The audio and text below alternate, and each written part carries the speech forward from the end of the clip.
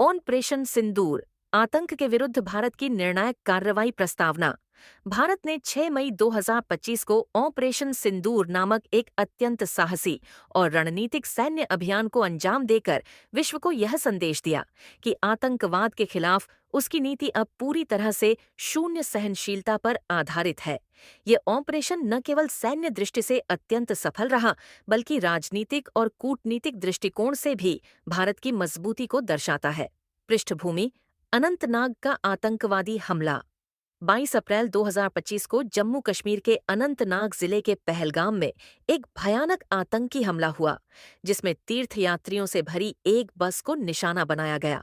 इस हमले में 26 निर्दोष नागरिकों की जान गई, जिनमें से अधिकांश हिंदू श्रद्धालु थे। इस हमले की जिम्मेदारी पाकिस्तान आधारित आतंकी संगठन जैश-ए-मोहम्मद ने ली। इस हमले ने पूरे देश को झकझोर दिया और जन भावनाओं में गहरा आक्रोश फैल गया। ऑपरेशन सिंदूर की रूपरेखा: भारत सरकार और रक्षा मंत्रालय ने हमले के तुरंत बाद उच्च स्तरीय बैठकें कीं।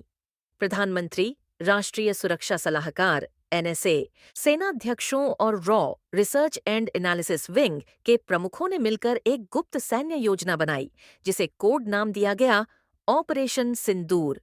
इस ऑपरेशन का मुख्य उद्देश्य था पाकिस्तान और पीओके पाकिस्तान अधिकृत कश्मीर में आतंकी प्रशिक्षण केंद्रों को नष्ट करना, जैश-ए-मोहम्मद और लश्कर-ए-तैयबा जैसे संगठनों के ठिकानों को ध्वस्त करना, भारत की सैन्य शक्ति और संकल्प को वैश्विक मंच पर प्रदर्शित करना। सैन्य रणनीति और कार्यवाही: ऑपरेशन सिंदूर को 6 मई 2025 की तड़के 1:44 बजे शुरू किया गया।